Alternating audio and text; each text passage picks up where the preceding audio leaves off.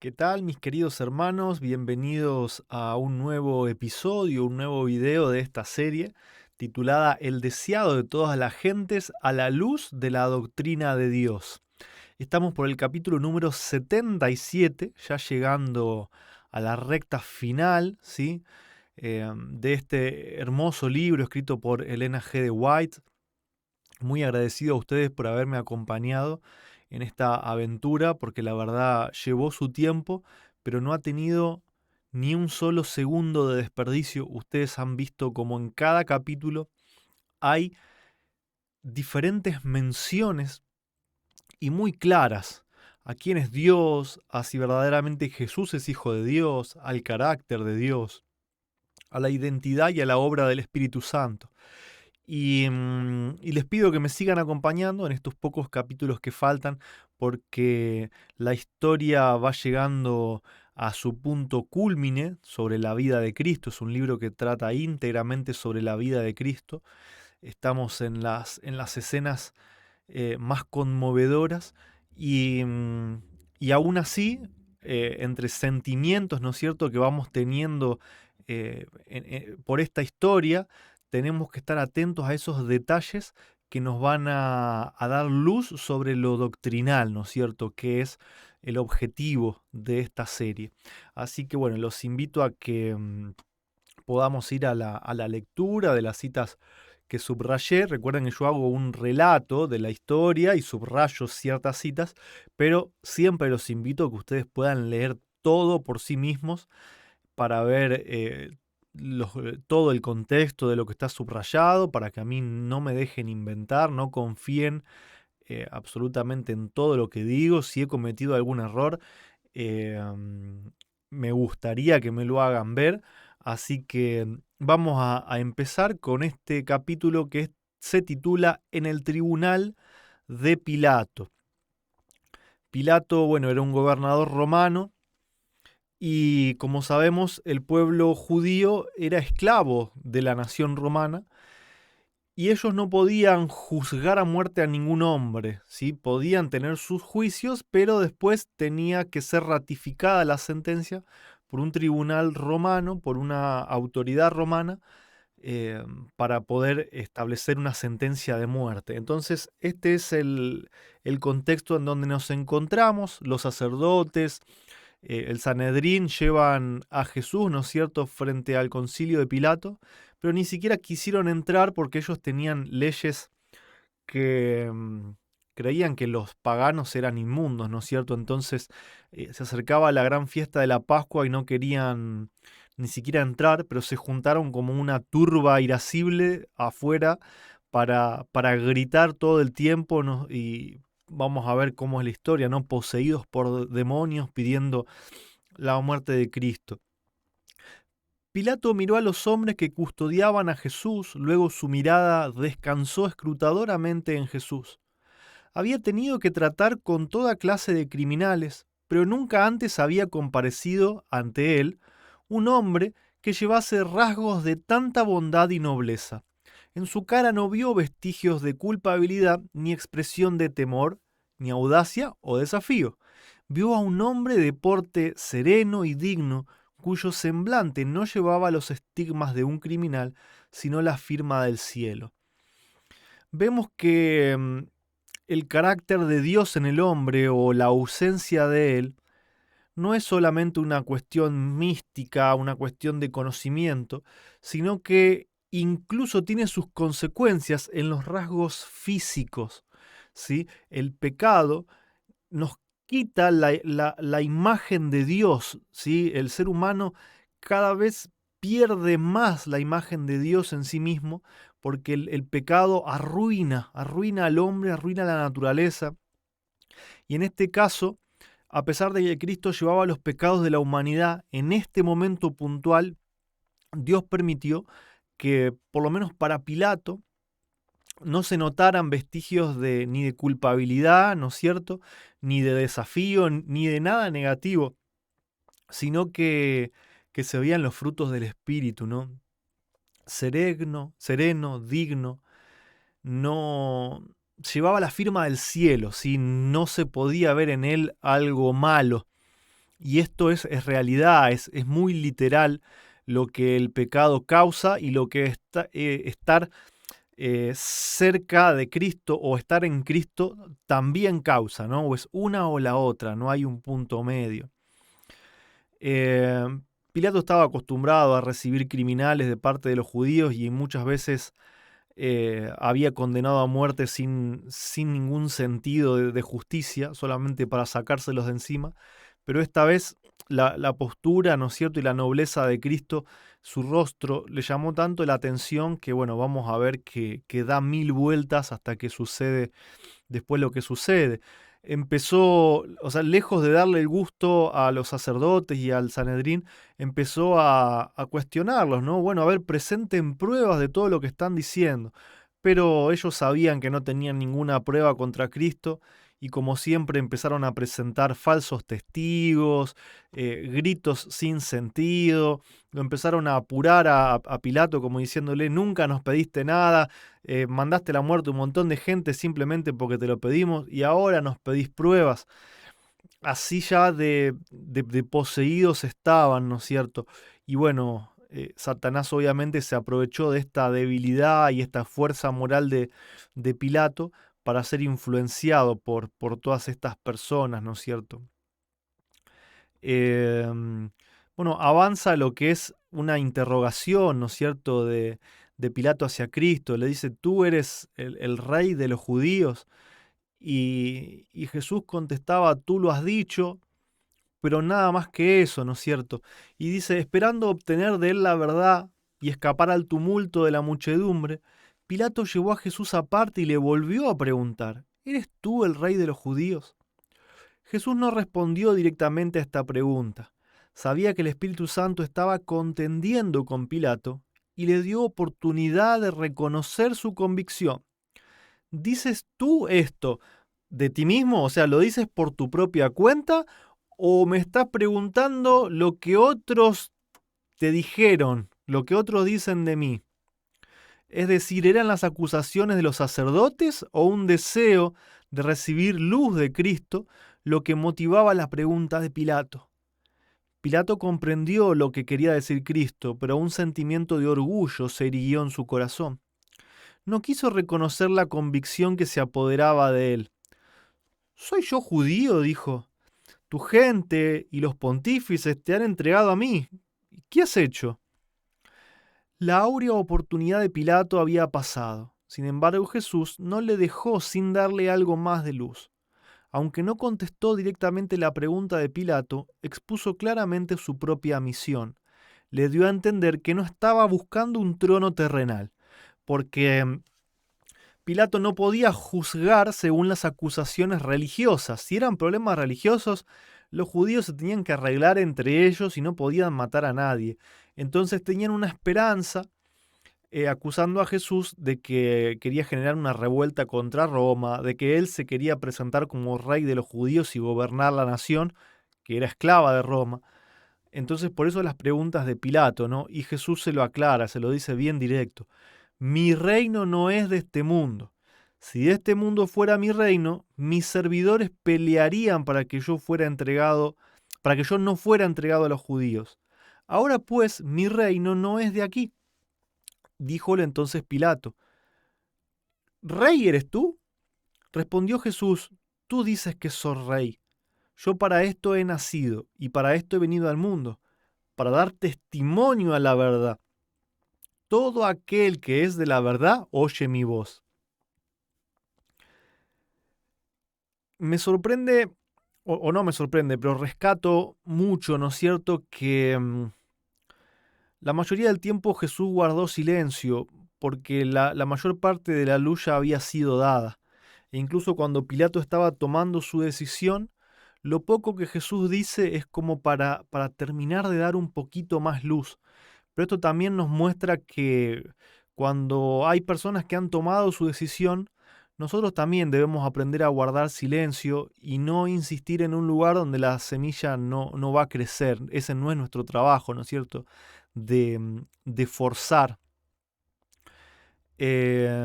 Afuera los judíos, los sacerdotes, Sanedrín seguían pidiendo la muerte de Cristo Y era un tumulto tan grande y tan agresivo que todo el tiempo esto presionaba a Pilato, porque él sabía que iba a tener que enfrentar este tumulto y no quería. Siempre prefería ser diplomático, darle los gustos, con tal de que haya paz, ¿no es cierto? Entonces Pilato se lo saca de encima a Jesús y lo manda a Herodes, sabiendo que Jesús era de Galilea o habiéndoselo preguntado. El gobernador de Galilea estaba justo en Jerusalén y lo manda con él.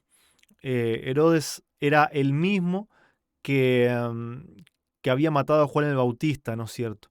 Dice, un grupo de sacerdotes y ancianos había acompañado a Cristo hasta Herodes, y cuando el Salvador fue llevado adentro, estos dignatarios, hablando todos con agitación, presentaron con instancia sus acusaciones contra él. Pero Herodes prestó poca atención a sus cargos, les ordenó que guardasen silencio, deseoso de tener una oportunidad de interrogar a Cristo. Ordenó que le sacasen los hierros, al mismo tiempo que acusaba a sus enemigos de haberle maltratado. Mirando compasivamente al rostro sereno del Redentor del mundo, leyó en él solamente sabiduría y pureza. Tanto él como Pilato estaban convencidos de que Jesús había sido acusado por malicia y envidia. Fíjense que Herodes, a pesar de su maldad, ese que degolló a Juan el Bautista, también pudo ver en el rostro de Jesús, pudo leer en su rostro, en su mirada, su inocencia. Insisto en las consecuencias del pecado o las consecuencias de tener el carácter de Dios, que se trasluce en los rasgos físicos, en la fuerza física, ¿sí? Herodes interrogó a Jesús con muchas palabras, pero durante todo este tiempo el Salvador mantuvo el profundo silencio. Otra vez acá este principio, ¿no?, de guardar silencio. Herodes conocía de todos los milagros de Jesús y su intención era que Jesús obrase poder delante de él, ¿no? A la orden del rey se trajeron inválidos y mutilados y se le ordenó a Jesús que probase sus acertos realizando un milagro. Los hombres dicen que puedes sanar a los enfermos, dijo Herodes. Yo deseo ver si tu muy difundida fama no ha sido exagerada. Jesús no respondió y Herodes continuó instándole. Si puedes realizar milagros en favor de otros, hazlo ahora para tu propio bien y saldrás beneficiado. Es por esto que Jesús no respondía, porque el poder que Dios le dio a Cristo, y leímos también en este mismo libro en capítulos anteriores que todos los milagros de Jesús fueron realizados a través del ministerio de los ángeles, siempre fue puesto al servicio de los necesitados, al servicio de los demás. Incluso a los discípulos, a los 70 también les fue investido con el poder de sanar y de sacar demonios. Ese mismo poder que había sido dado a Cristo puede ser dado a nosotros, ¿no es cierto? Pero siempre para el servicio de los demás. En este caso, Cristo quedó callado y no obró milagros porque era para su propio beneficio, para salvarse de la condena. Luego ordenó, muéstranos una señal de que tienes poder, o de que tienes el poder que se te ha atribuido en el rumor. Pero Cristo permanecía como quien no oyese ni viese nada. Y acá viene el motivo, ¿no? También. El Hijo de Dios había tomado sobre sí la naturaleza humana. Debía obrar como el hombre habría tenido que obrar en tales circunstancias. O sea, obró de la misma forma como la que podemos obrar nosotros estando ahí, ¿sí? No utilizó su divinidad para su propio beneficio. Así como tampoco Dios no nos permitiría usar el poder del Espíritu Santo para nuestro propio beneficio, ¿no?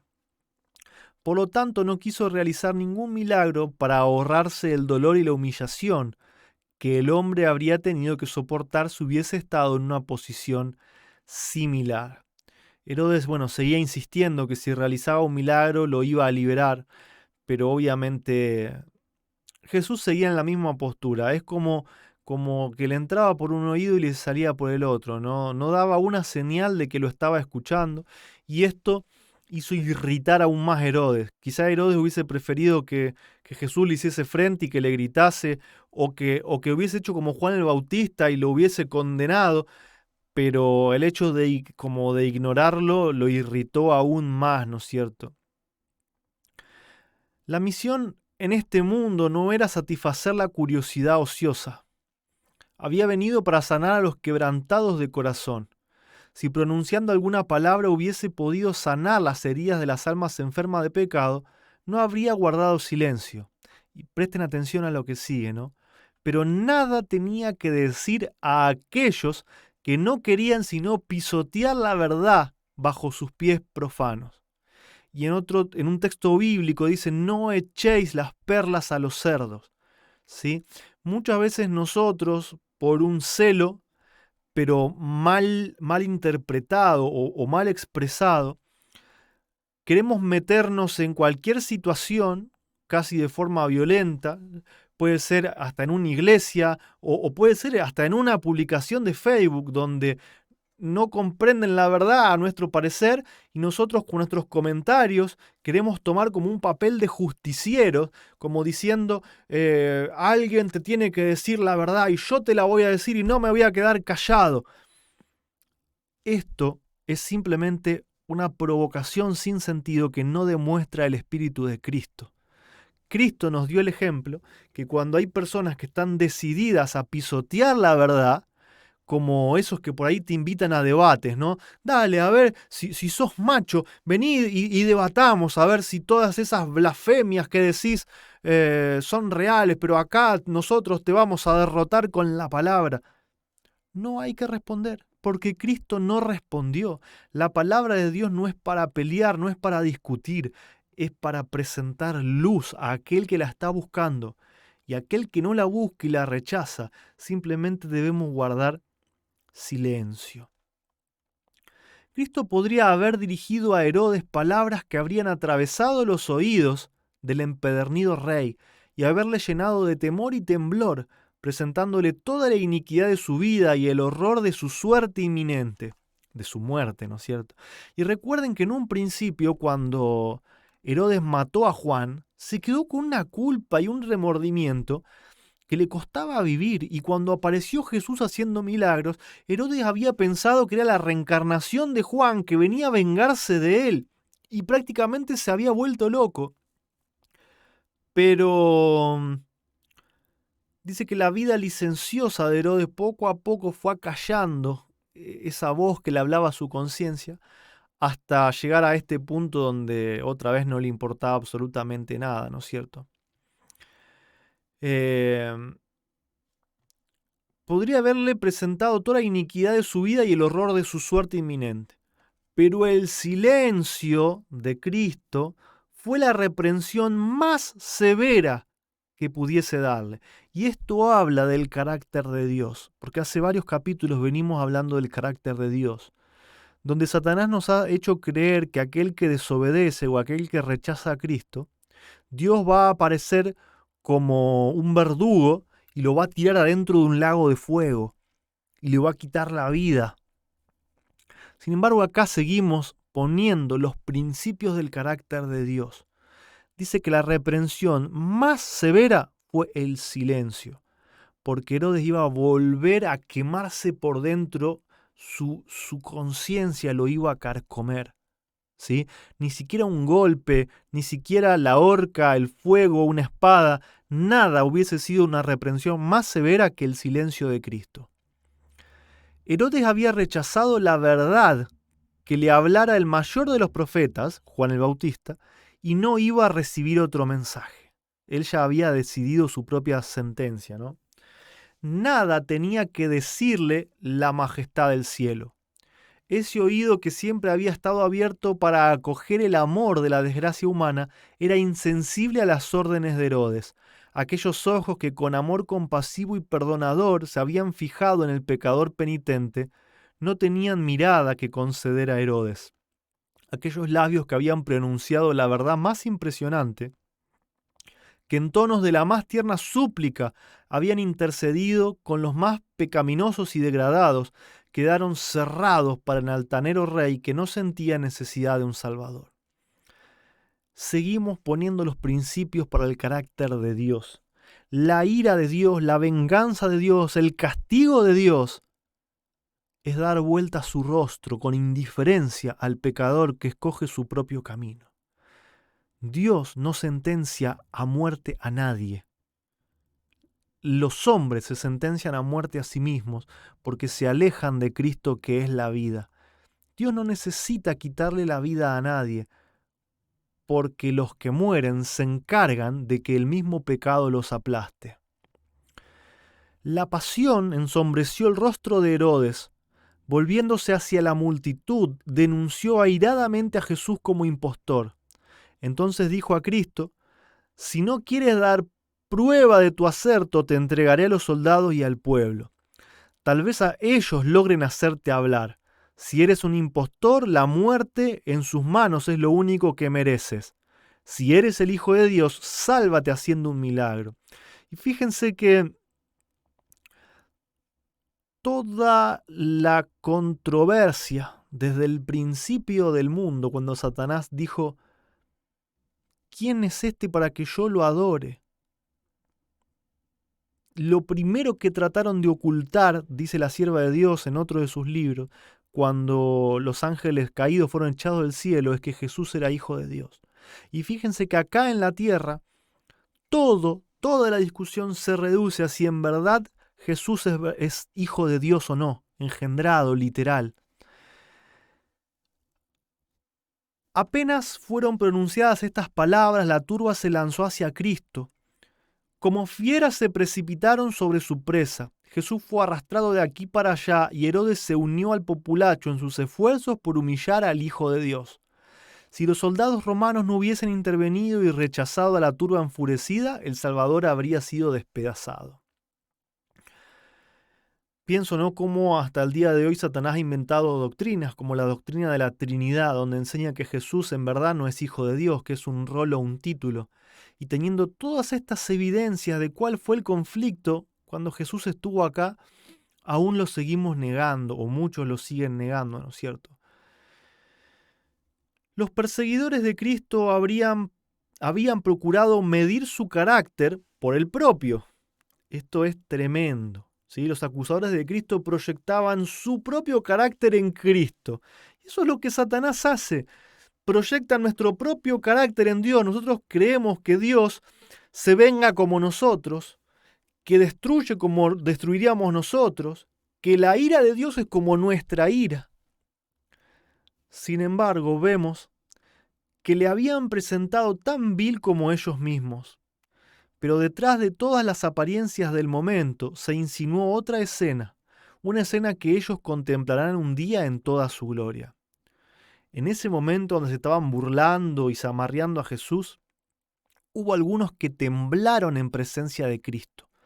Mientras la ruda muchedumbre se inclinaba irrisoriamente delante de él, riéndose y burlándose, como diciendo: ¡oh, rey!, y se burlaban.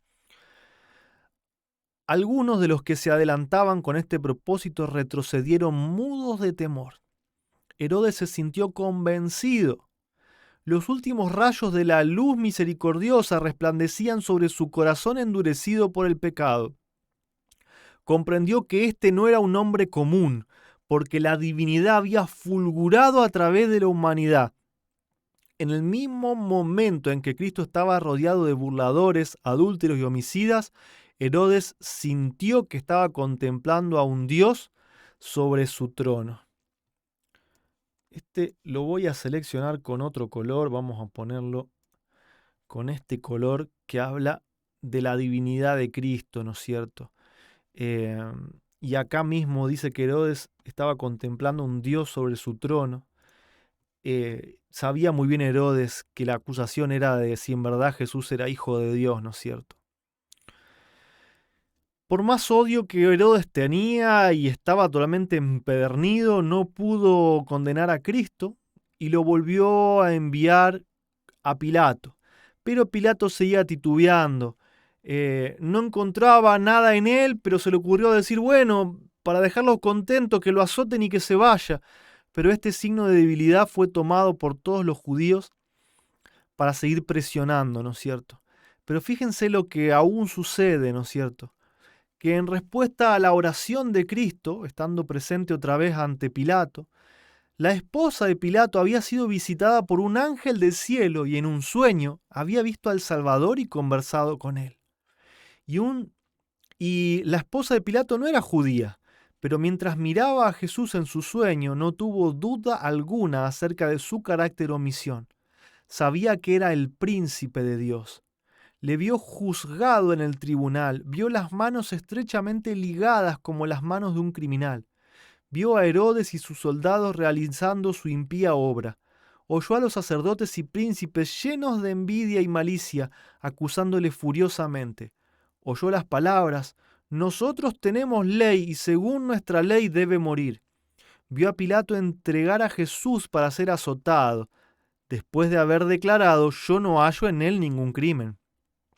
Oyó la condenación pronunciada por Pilato y le vio entregar a Cristo a sus homicidas. Vio la cruz levantada en el Calvario, vio la tierra envuelta en tinieblas y oyó el misterioso clamor: consumado es. Pero otra escena aún se ofreció a su mirada. Vio a Cristo sentado sobre la gran nube blanca mientras toda la tierra oscilaba en el espacio y sus homicidas huían de la presencia de su gloria. Con un grito de horror se despertó y enseguida escribió a Pilato unas palabras de advertencia. Fíjense cómo hasta último momento Pilato, que no era el máximo responsable, porque acá los que tenían toda la luz eran los sacerdotes, el pueblo judío, Dios trató de proteger a Pilato, de seguir dándole luz, y lo hizo a través de su esposa, a quien se le mostró hasta la segunda venida. Y esas palabras que escribió la esposa de Pilato es: no tengas nada que ver con aquel justo, porque hoy he padecido muchas cosas en sueños por causa de él. Pilato quedó pálido, confundido, en conflicto, pero mientras más postergaba, la muchedumbre se hacía más airada y más violenta. Había una costumbre que era totalmente pagana, pero que para ganarse el favor del pueblo, de los dirigentes romanos le ofrecían soltar un preso en ocasión de la Pascua. Y entonces acá Pilato pensó que podía salvarse de condenar a Cristo y les puso delante a Barrabás, ¿no es cierto? Como el rugido de las fieras vino la respuesta de la turba. O sea, Pilato dijo: ¿a quién quieren que suelte? ¿A Jesús o a Barrabás? Suéltanos a Barrabás. E iba en aumento el clamor: Barrabás, Barrabás. Pensando que el pueblo no había comprendido su pregunta, Pilato preguntó: ¿querés que hoy suelte al rey de los judíos? Pero volvieron a clamar: quita a este y suéltanos a Barrabás. ¿Qué pues haré con Jesús que se dice el Cristo?, preguntó Pilato. Nuevamente la agitada turba rugió como demonios. Había verdaderos demonios en forma humana en la muchedumbre. ¿Y qué podía esperarse sino la respuesta: ¡sea crucificado! Siguió, avanzando la historia, ¿no es cierto? Y Pilato intentó como 3, 4, 5 veces volver a preguntar y siempre obtenía la misma respuesta con más furia, ¿no? Admiraos los cielos y asómbrate, oh tierra, contemplad al opresor y al oprimido. Una multitud enfurecida rodea al Salvador del mundo. Las burlas y los escarnios se mezclaban con los groseros juramentos de blasfemia. La muchedumbre inexorable comenta su humilde nacimiento y vida, pone en ridículo su pretensión de ser hijo de Dios, y la broma obscena y el escarnio insultante pasan de labio a labio. Hoy en día, cuando se presenta la verdad del Hijo de Dios, de los ministros se escucha la acusación: arrianos, herejes, niegan la divinidad de Cristo, pero luchan contra la luz que viene del cielo y ponen en ridículo la misma pretensión de Cristo de ser hijo de Dios, porque Él lo dijo, y ponen como mentiroso al Padre, que en 2 ocasiones dijo: este es mi Hijo amado, y dio testimonio de Él. Los ministros hoy, los ministros cristianos, los ministros adventistas, cometen este mismo pecado que cometió el pueblo judío de burlarse de los que presentan la verdad de que Jesús es Hijo de Dios. La ira de Satanás fue grande al ver que todos los insultos infligidos al Salvador no podían arrancar de sus labios la menor murmuración. Aunque se había revestido de la naturaleza humana, estaba sostenido por una fortaleza semejante a la de Dios, y no se apartó un ápice de la voluntad de su Padre. Satanás quería que Jesús pecara, que reaccionara, que usara su poder, que se quejara, porque esto hubiese destruido el plan de salvación. Sin embargo, Jesús, con las mismas herramientas que nosotros tenemos, con el Espíritu Santo, con su vida divina, pudo soportar todos los golpes, los insultos, los escupitajos, las provocaciones, y se mantuvo firme con el carácter del Padre, ¿no es cierto? Luego, bueno, Pilato entrega a Cristo a que sea azotado y castigado, a ver si así esta escena pudiese producir algún tipo de misericordia delante del pueblo, pero lejos de eso parece que los ensañaba aún más, ¿no es cierto? Allí estaba el Hijo de Dios, llevando el manto de la burla y la corona de espinas, desnudo hasta la cintura. Su espalda revelaba los largos y crueles azotes, de los cuales la sangre fluía copiosamente. Su rostro manchado de sangre llevaba las marcas de agotamiento y el dolor, pero nunca había parecido más hermoso que en ese momento. El semblante del Salvador no estaba desfigurado delante de sus enemigos. Cada rasgo expresaba bondad y resignación y la más tierna compasión por sus crueles verdugos. Su porte no expresaba debilidad cobarde, sino la fuerza y dignidad de la longanimidad. En sorprendente contraste se destacaba el preso que estaba a su lado, Barrabás, ¿no es cierto? Cada rasgo del semblante de Barrabás le proclamaba como el empedernido rufián que era. El contraste hablaba a toda persona que lo contemplaba. Algunos de los espectadores lloraban. Al mirar a Jesús sus corazones se llenaron de simpatía. Aún los sacerdotes y príncipes estaban convencidos de que era todo lo que aseveraba ser. Tremendo, ¿no es cierto? Pero ¿cómo nos enseña esto sobre el carácter de Dios? La venganza de Dios no es nuestra venganza. La ira de Dios no es como nuestra ira. No pongamos nosotros nuestras definiciones en el carácter de Dios.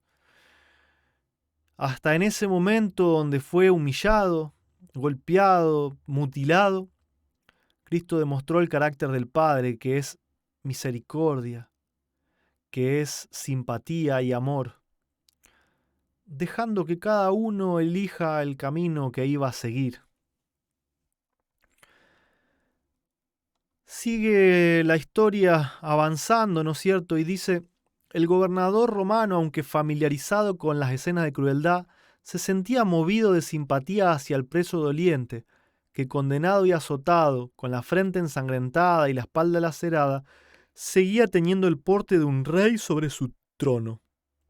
Pero los sacerdotes declararon, nosotros tenemos ley y según nuestra ley debe morir porque se hizo hijo de Dios.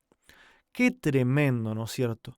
Mataron a Cristo porque dijo ser hijo de Dios. Y hoy a los que dicen que Jesús es hijo de Dios, los echan de las iglesias. Los maldicen, los insultan, los persiguen, se burlan.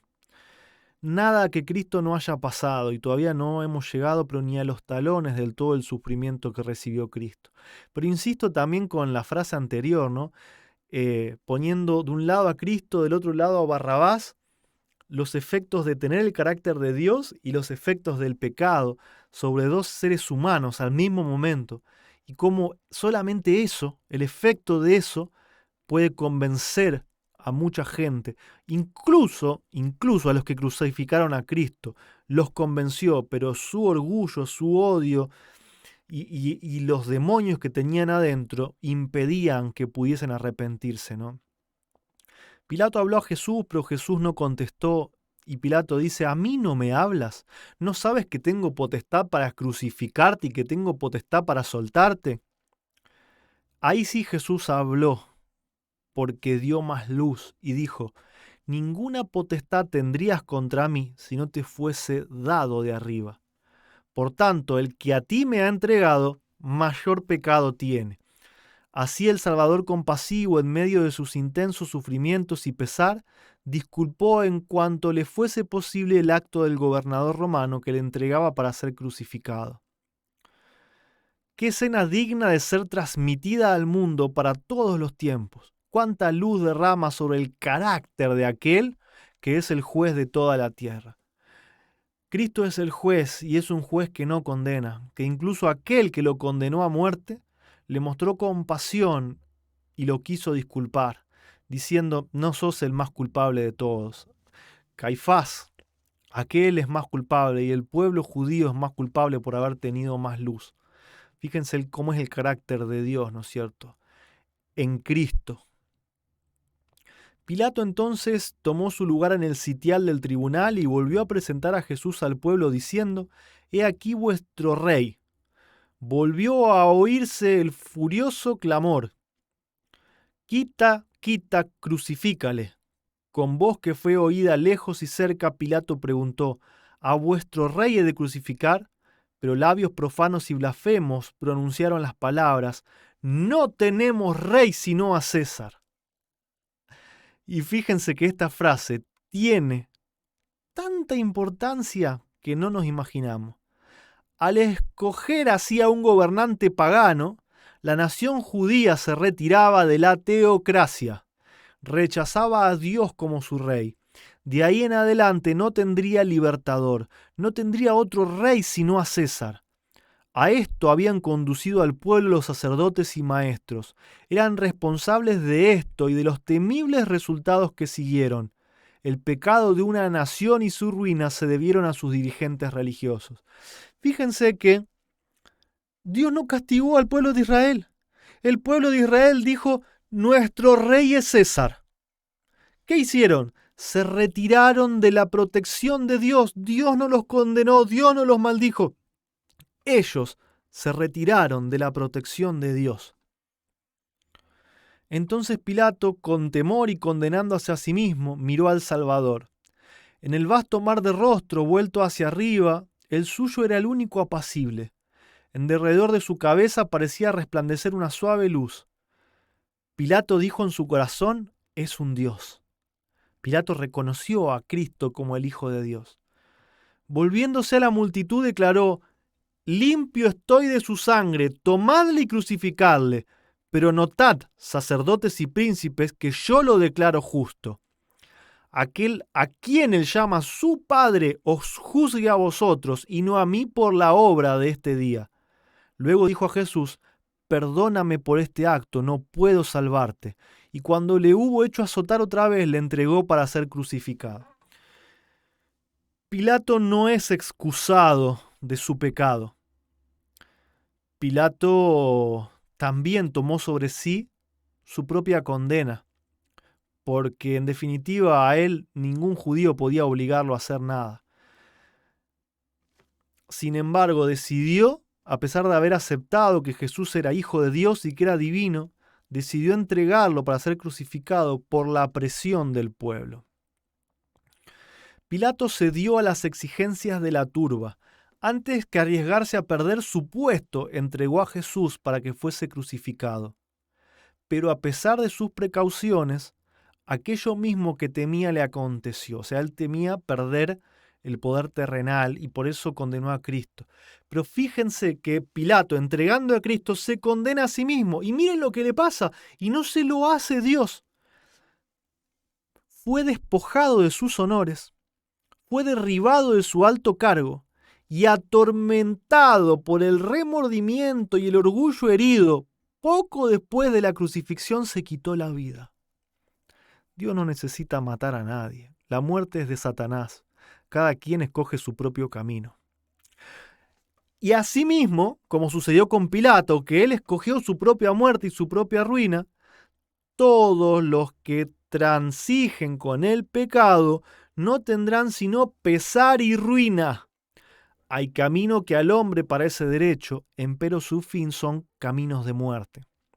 Cuando Pilato se declaró inocente de la sangre de Cristo, Caifás contestó desafiante. Y ahora presten atención porque pasamos de Pilato otra vez a los dirigentes judíos.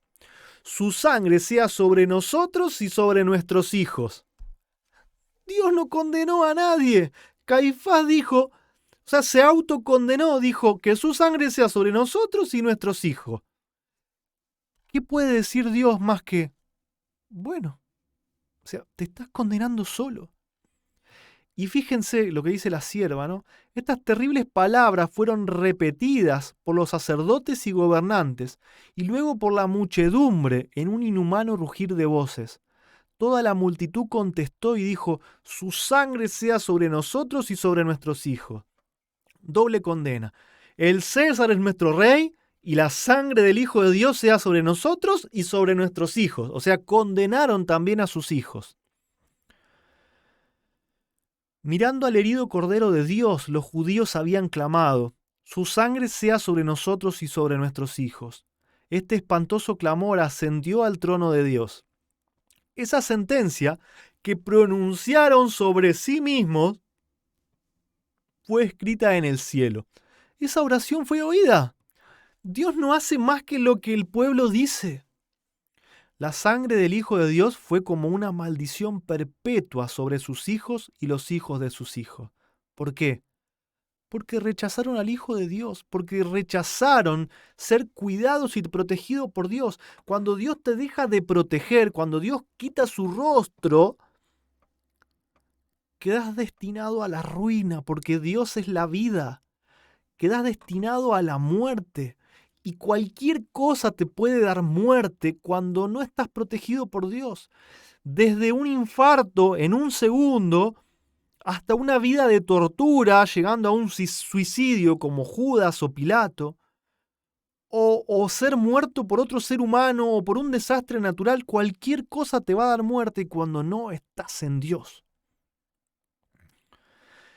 Esta autocondena se cumplió en forma espantosa en la destrucción de Jerusalén y durante 18 siglos, 1800 años, a lo que escribe Elena de White, ¿no es cierto?, en la condición de la nación judía que fue como un sarmiento cortado de la vid, una rama muerta y estéril destinada a ser juntada y quemada.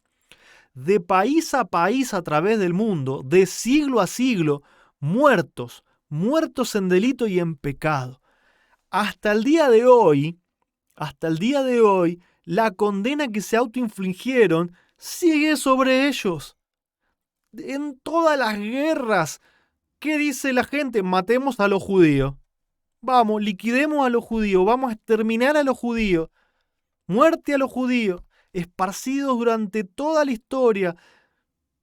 Inglaterra trata de darle un pedacito de tierra hace unos años atrás y viven en permanente conflicto, tirándose misiles tras misiles con los palestinos, porque no tienen ni van a volver a tener la misericordia y la protección de Dios como nación, sí como seres individuales. Porque Jesús dijo, ¿no es cierto?, hablando del olivo silvestre y del olivo injertado, que los israelitas, los verdaderos israelitas, lo son por la fe, por tener las obras de Abraham, por la fe de Abraham y no por la sangre. Entonces, va a llegar el momento, un día, ¿no es cierto?, cuando Cristo vuelva en gloria, vuelva a la tierra y lo van a ver como rey. Y dice, entonces todo ojo le verá y también los que le traspasaron. En lugar de una corona de espinas llevará una corona de gloria, una corona adentro de otra corona. En lugar de aquel viejo manto de grana llevará un vestido del blanco más puro, tanto que ningún lavador en la tierra puede hacer tan blanco. El blanco es la justicia de Cristo. Y en su vestidura y en su muslo estará escrito un nombre, Rey de Reyes y Señor de Señores. Los que le escarnecieron e hirieron estarán allí.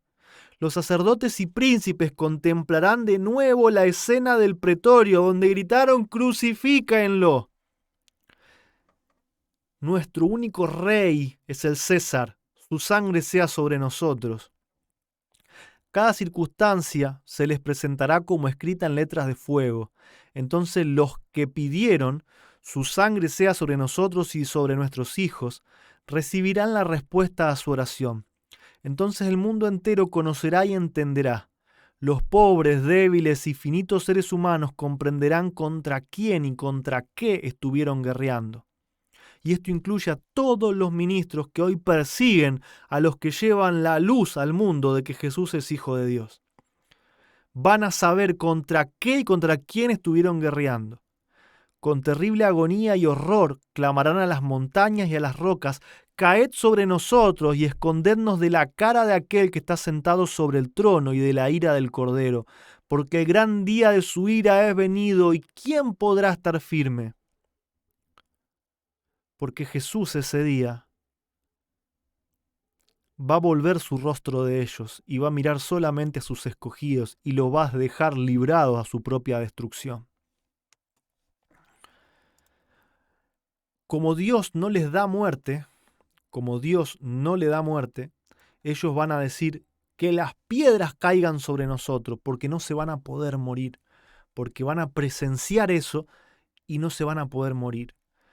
Obviamente la gloria de Dios los afecta y pueden caer como muertos, pero no se van a morir directamente por el poder de Dios, van a morir por todo el fuego que tienen adentro, por todo lo que su conciencia los va a atormentar, y como Pilato, como Judas, van a terminar muertos o se van a matar entre ellos, porque va a quedar vindicado el carácter de Dios manifestado en su Hijo Jesucristo.